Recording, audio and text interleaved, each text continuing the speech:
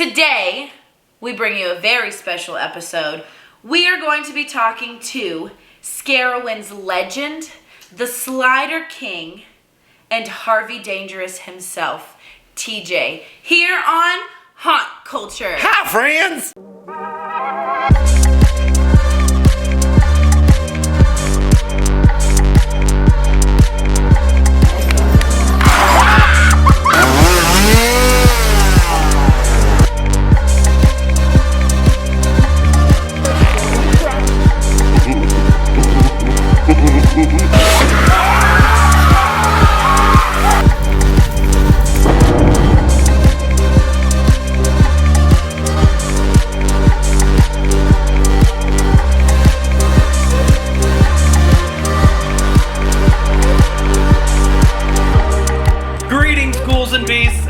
To another Haunt Culture. So excited to be here with the man, the myth, the legend. Oh no. TJ! He was in the very first episode of Haunt Culture. We talked all about sliders, and it was over Zoom. Now he's here in person. Wow. You're real. I am. I promise. Tell us a little bit about yourself for those who may not know. Well, my name's TJ. I started working at Scarowinds in 2009. Created the character Harvey in 2010. Last year was my final season at Scarowinds.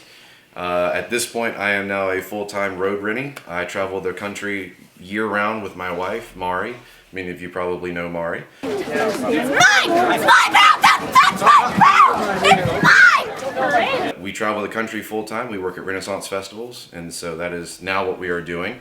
And we're just living life. Doing the things, traveling, going. What a career shift! I know, right? I love that. I know, right? It's been awesome. It's been super duper fun. It's a really cool community to be involved in. And for quite a long time, he was and is the most long-running Scareforce character to ever be at Scarowinds. True. Harvey Dangerous. Why don't you tell the folks who is Harvey Dangerous? So it's actually kind of interesting because when like I said, I started working at Scarowinds in 2009. That year I was actually in a maze called Camp Killiewee. It is no longer in existence. That particular season they treated camp, it caught a lot of the newbies. Like it was one of those ones where like if you were brand new to Scarowinds, they were just like kind of shot you into Camp Killiewee. But then the very next year I got moved to Silver Scream Cinemas. Which is what it was called at the time. I did not know that. Yeah. 2010, I was in Silver Scream Cinemas, and I actually started the season as a regular monster. I was in the hallway between the mummy's tomb and Frankenstein's lab. Oh. And that hallway in particular, at the time, the way that the maze was set up, I had like 4 different strobe lights in that one hallway. They were all going at different speeds. In my character, I was labeled as the projectionist / burn victim. The way that the maze was themed that year, it was you were going through, you went to a movie theater and the movies came to life and suddenly you're trapped in the movies. And so my hallway was a real change.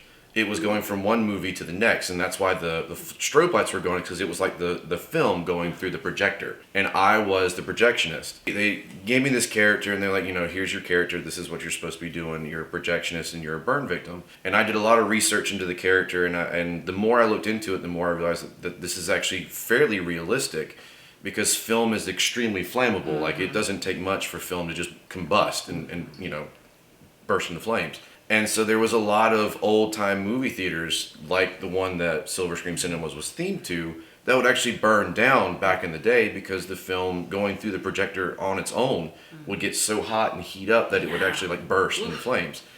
And so it's actually not that uncommon to find projectionists from back in the day that were burn victims. And so the more I did research and looked into it, I was like, this is actually a really neat character. I'm really into this. Like, this is going to be super fun. And so ended up creating my own costume because no offense to any costumer ever at Scarowinds, no offense whatsoever.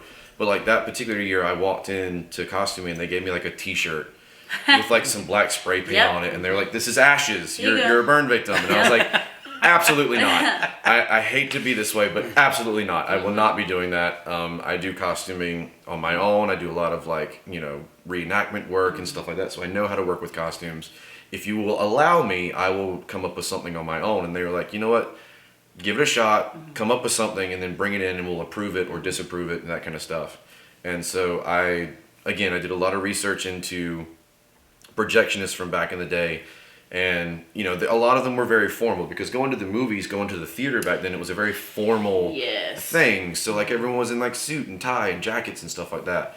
And so I kind of took a suit, burned it all up. The character Two-Face from Batman was always, like, a really interesting thing to me, because it's the duality of, you know, you have the one side that's kind of still sane-ish, and then the other side that is very much not sane. It's completely insane. And so I was like, well, I'm going to do a split. I'm going to cut it in half, and I'm going to do one side that's burnt all to pieces, and then the other side will be very much pristine-ish. I went out and bought, like, canisters of film for, like, old-time cameras, and I unrolled all the film, and I made bandoliers of film that went across my chest.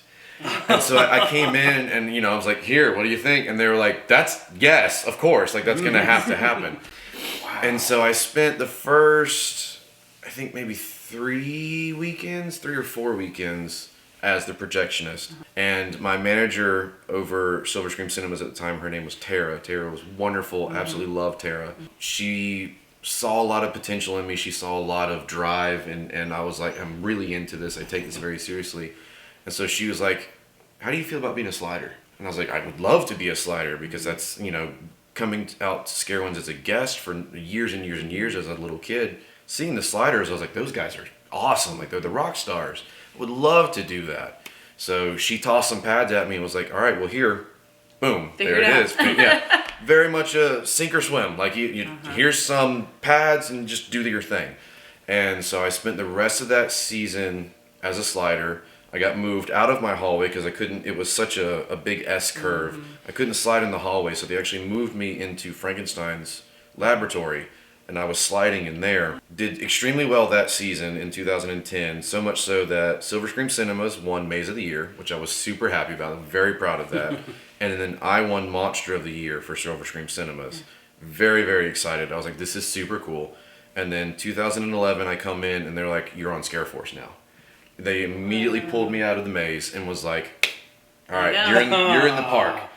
But that first year in 2011, they had me kind of sequestered off. They kept me in Wayne's World, not Wayne's World anymore, but that's what, you know, that's what I know it as. So I was down there in Wayne's World because that's where Silver Screen Cinemas was still. And so they were like, you know, you're still kind of, your character's tied into that maze still. So we're going to keep you down here for the time being.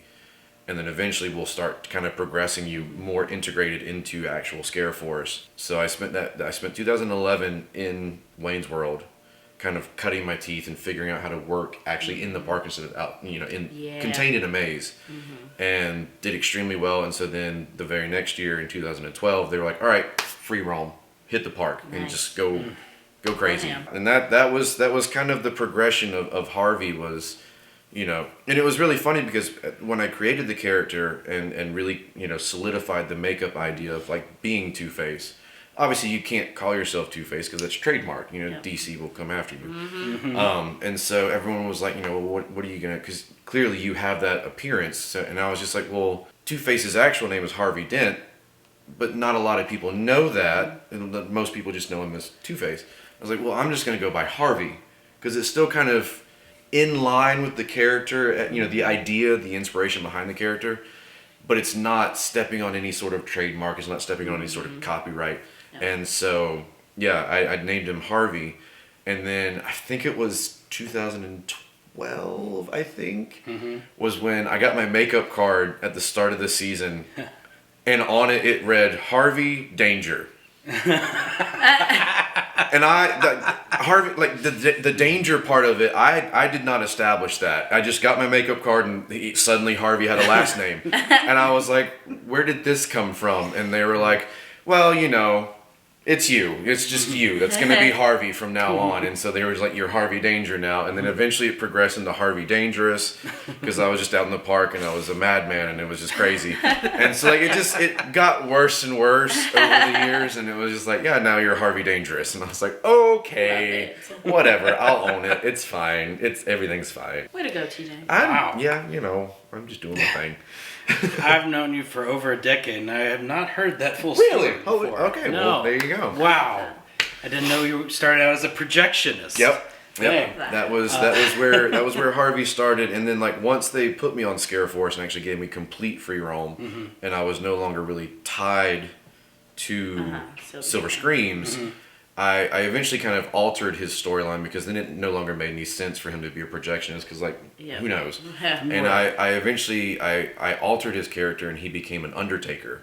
And so that made sense for the suit and why he was always like very well dressed and everything. It ended up being a case of like, because he was an Undertaker that came to a town, and because he's the Undertaker, he's always dealing with dead people. He's always dealing with death and things like that. And the townsfolk really, they believed that he was the cause of death because he was always around death. And so they eventually turned against him and they tried to kill him by burning down his mortuary while he was in it. And that is why he ended up half burnt, because he actually didn't die. He was only, he straddled the line. He ended up getting split down the middle where it was, he's half in, half out. And that was another really fun aspect to my character, to Harvey, in my performance aspects when I was working in the park. Because that's why Harvey a lot of times was so angry and so very viscerally just hatred towards people, because it was like, he's not dead, he's not alive, he's caught in the middle. Oh yeah. And so like he's not a fan of the living, he's not a fan of the dead because he's not part of either one of them. And so like it was a really good duality to the character, and I really, really enjoyed it a lot because it fed into the mindset and really gave me the opportunity to like just be really, really angry. Yeah. Super fun. Yeah. Super duper fun. Yeah, you gotta let a little anger out. Oh yeah. That's the best way to do it. Scarowinds was my release for many, many years. Yes. I think any monster that has worked at Scarowinds will tell you that. Absolutely. Yes. Absolutely. Any haunt actor in general. The poor patrons just catch all years of pent up, and it was just like, oh, you're a perfect stranger in the park? Guess what? Here it is. You're going to pay for all of my aggressions. I'm so sorry. You're my therapist. Yes, absolutely. And you're catching all of it at once. I also want to talk about something really cool with your character. If you watched Harvey over the years, he progressively changed. He got worse. It was hilarious, which was entirely unintentional. It was not anything that we did on purpose. Over the years, because the makeup department got better and better, and they got more artists, and everyone really progressed in their skills, Harvey's makeup got worse and worse, and his face got grosser and grosser and grosser. There was a year where the very talented, very lovely Demi, one of the makeup artists, she laid claim to Harvey, and she's like, you're going to be my canvas this year.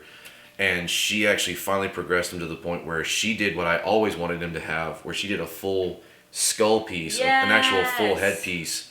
Because for years, because of the character, I would comb one side of my hair back, I'd slick it back real against my head, like real snug against my head. And the other side I would stand straight up, and it would be like really tall, and I'd spray it white with spray paint, like white spray paint, hairspray, not actual spray paint. But it was a very big visual of like sudden, on the really bad side, and it was hell on my hair. I wasn't sure. You can curse on this. Perfect. Yes. I wasn't sure. It was hell on my hair. It was absolutely awful. Because you're teasing and you're getting all the spray, all the hairspray. The There gel, it is. Yeah, and the gels and everything, and going through different hair gels. Where it was, one year it was gorilla snot, and another year it was all these different, and it was just awful. It was terrible. Got to be glued. I used a lot of that kind of stuff. That stuff is the big yellow thingies where you into your hand, and it was terrible. It was awful.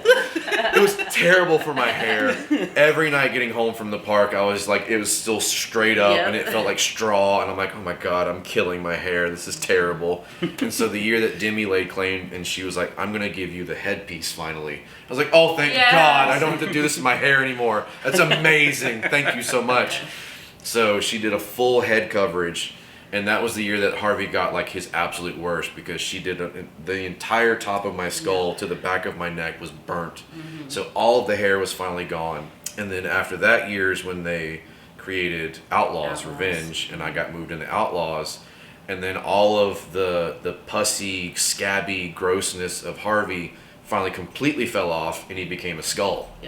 So I had the skull face and kind of like a sunken in features on the other side. So he definitely progressed over the years, where it was like he just kept getting worse and worse, and more and more started falling off. And I know Bree gave me teeth after a certain point. She started doing where my cheek had like kind of, it rotted off. And so you could see all of my teeth up through here. And that was super fun to watch her kind of come up with how that works. So yeah, he just got worse, and it was super duper fun. And it was so unintentional, where it was just like, wow, this is actually happening, and no one planned it. It just happened. So it was really, really fun. If Scarowinds wanted to make a maze based off of Harvey, what do you think that would look like? So, good question. It's actually kind of interesting because there was plans one year, and you might remember this. I don't know if you would or not, but they were originally going to do a mortuary maze. Oh, the new maze is this. Yeah. Everybody got that? Yeah. Yes. That's actually the original plans behind what eventually became Mass Acres. Was originally supposed to be an indoor maze. And it was going to be a mortuary that you had to navigate through. And the plans seemed really, really cool. Unfortunately, it just never panned out. It didn't work out in the long run. And so that's how it became Mass Acres. It became a graveyard instead of an actual mortuary. But the really cool aspect behind it was that a lot of the props that they ended up purchasing, a lot of the props that they ended up purchasing from Mass Acres, because it was originally going to go into this mortuary maze, it was they purchased a lot of actual antique mortuary stuff. So like they had gurneys, they had caskets, they had carriages to carry caskets, and a lot of that kind of stuff, and it was very fascinating. And so a lot of those props that you saw in Mass Acres, if you remember going into Mass Acres, you could throw him down. He's very interested in Harvey Dangerous. That's totally fair. So that's what Mass Acres ended up becoming. So I think that probably, if it ever could like come to fruition, I think it would probably be like a mortuary theme, where like you're trying to navigate this mortuary that's being burnt to the ground because the people revolted against. That would be really cool. It would be super cool. Yes. And like that's kind of where I landed with it, where it was like, you know, you're trying to escape, you know, this revolt against the Undertaker. One day when you guys open a haunt, you'll send me a message, and I'll be like, this idea, by the way. Ding ding. Go back into your videos. There's a really cool idea. What was that one guy's name? Slider did? Stolen in honor of Harvey Dangerous. Put me a little placard on the wall somewhere. Harvey Dangerous. You spent a great deal of time on Scareforce. Yes. But even just before that, or right when you started, you have a good memory of the early Scareforce characters. I do, yes. Why don't you tell us a few of the interesting characters you remember? So obviously, I mean, in the last Scareforce episode, y'all covered a lot of the biggies. You know, you had your Barnacus. Love Barnacus. I loved working with Barnacus so much. He was awesome. Absolutely adored Barnacus. Yes. But I also I remember his name's Floyd. Floyd was the original chainsaw guy. Oh. Floyd was phenomenal. I loved working with Floyd. Floyd was the type of guy, he was a very, very large man. Had really, really cool dreadlocks that he would throw them in his face. And he wore a trench coat, a tan trench coat. And he would just wander the park all night long. And I mean, he had the best mean mug face. I mean, just like an absolute bulldog kind of face. Yep. And he would just walk around the park all night long with his chainsaw. And he would kind of like stash it inside of his coat. And he would just wander around. And he was so good at kind of blending into crowds. And he would just vanish into a group of people. And nobody ever wanted to like say anything about him. Because he would just walk into a group of people and they would just be like, huh? And he'd be like, shh. And nobody would say anything. And he'd just stand there amongst these groups of people, and he would wait for unsuspecting patrons to come by. And then he would come out of the groups with his chainsaw, and he was so good. I never witnessed him misfire his chainsaw, ever.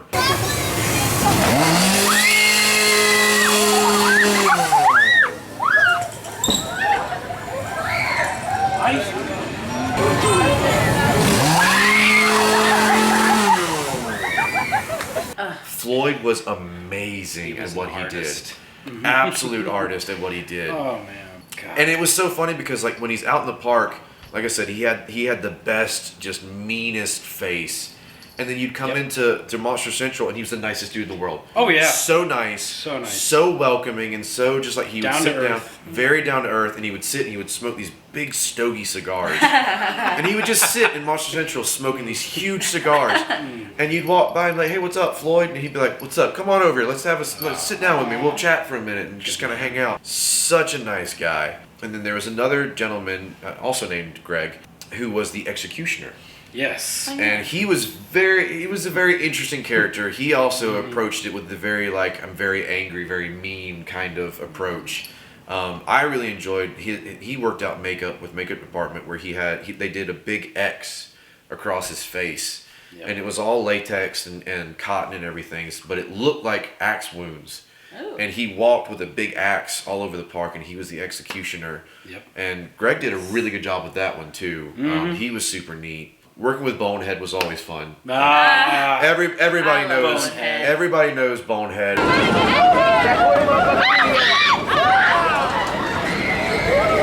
Everyone always called him Skeletor. It's like, no, that's not his name.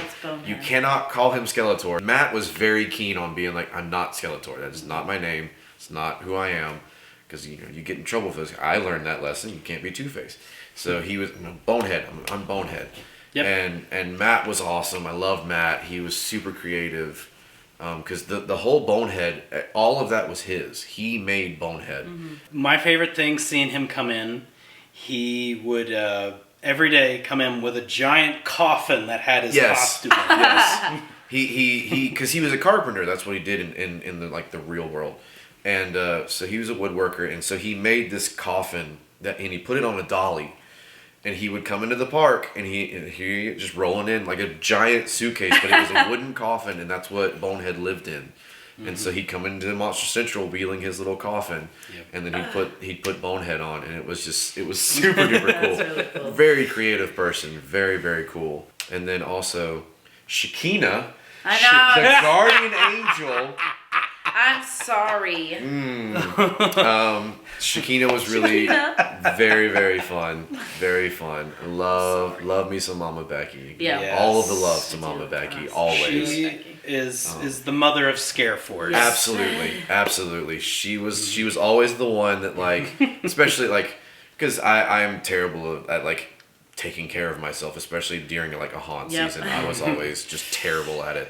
And so she'd always be very quick. Like she'd find me out in the park, and Harvey's doing this and doing that and moving, slide. And Shekinah would always like grab hold of Harvey and be like, water. Stop it. Go get water. Okay. Skulk off to a break room and get some water. But yeah. Wow. Shekinah was always super duper fun and just hilarious. Mama Becky playing Shekinah was so funny. She was. Because it would be very stoic and very, statue. And then somebody would like be rude or mouthy or something like that. And then all of a sudden Mama Becky would come out and be like, rah! And I mean, just like tear someone apart. And it was the funniest thing to watch happen. There's so many good characters over the years. Absolutely. Yeah. And touching on Shekinah, if you were rude to her and trying to get a photo, she would turn, or she'd just leave. Or even worse, you would smell something. She would fart on you. She would definitely fart on you.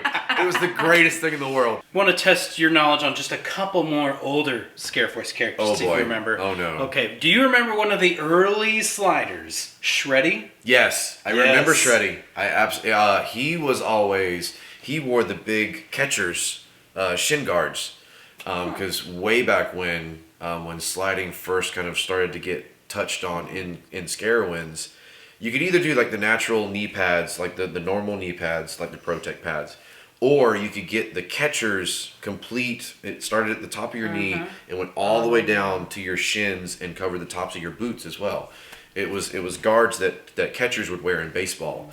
And a lot of guys loved wearing the catcher's guards because a lot of them, they would like really get low down to the ground when they were sliding, and it protected their shins when they're sliding, and so that was I remember Shreddy. I absolutely remember Shreddy. Who else? Okay, do you remember the Bat guy? He was he had a red mask and these little wings, and he was a tiny little guy. Yes, Yeah. I do. I do remember that. Oh my goodness. Yeah, during opening ceremonies, he was always super fun to hang out with during in Northgate Pavilion.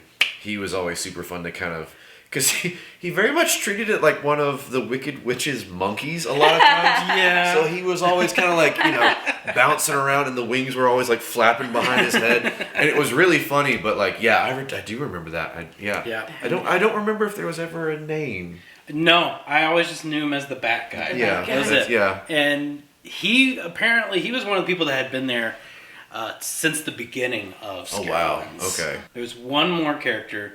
Do you remember?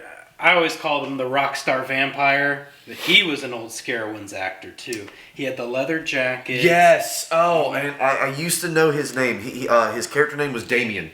Damien. He went by Damien. That's good. Had the huge Gene Simmons tongue. He would stick his tongue out at people. Really long hair. Yes. Right? Yes. Oh yes. Yeah. He was super cool. He was a really cool guy. He would come in. He did all of his own makeup.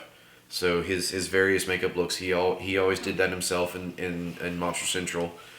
We'd come into the dressing room, which was actually just like the locker room of like the water park.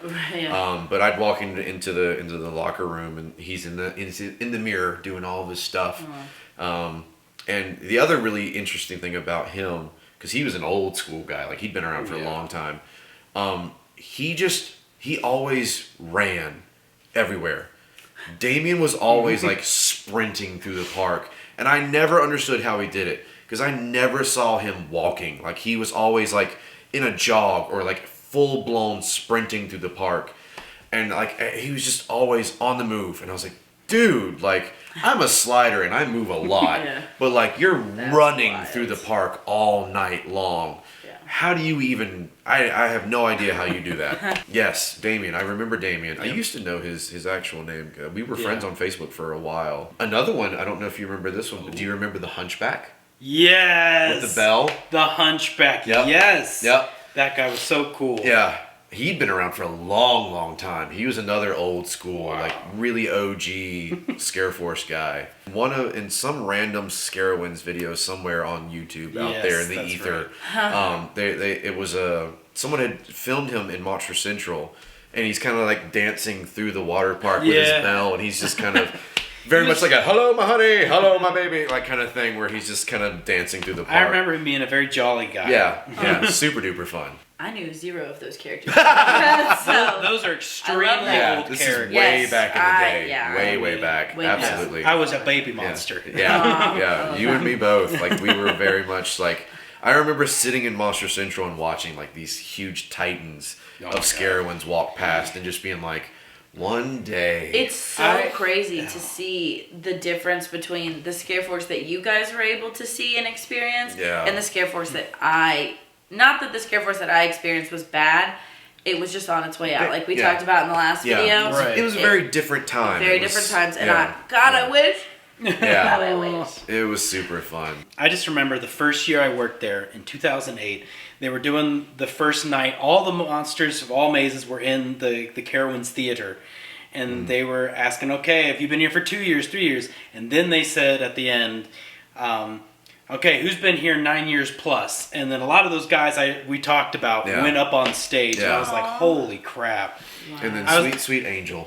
Sweet Angel, who had been there from the very, very beginning. Yes. Oh my God. Very first year. This was not the same season without Angel. Yeah. I missed her dearly this year. All the love to Angel. If you want to meet Angel, she's in the original Scarowinds The Series. She has her very own episode. I'll put the link down in the description if you want to know her a little bit better. Yeah. The Angel of Death. Yep.